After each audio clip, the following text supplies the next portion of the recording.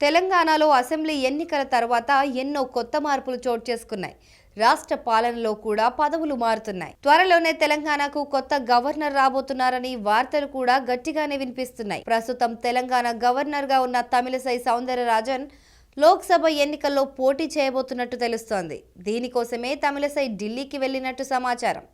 ఎన్నికల్లో పోటీ చేసే విషయం గురించి పార్టీ హైకమాండ్తో మాట్లాడేందుకే ఢిల్లీ వెళ్లారని రాజకీయ వర్గాల్లో టాక్ నడుస్తోంది. ఒకవేళ పోటీకి పార్టీ ఓకే చెప్తే తమిళనాడు నుంచి ఎన్నికల బరిలోకి దిగనున్నారు తమిళిసై. అదే జరిగితే ఆమె తన గవర్నర్ పదవికి రాజీనామా చేయాల్సి ఉంటుంది. అంటే తెలంగాణకు కొత్త గవర్నర్ వచ్చే అవకాశం ఉంది. ప్రస్తుతం తెలంగాణ పాండిచ్చేరి గవర్నర్ గా ఉన్న తమిళిసై తమిళ ప్రజలకు మాత్రం రాజకీయ నాయకురాలిగానే సుపరిచితురాలు. బీజేపీ ప్రభుత్వంలో తమిళిసై తమిళనాడులో యాక్టివ్ రోల్ ప్లే చేశారు.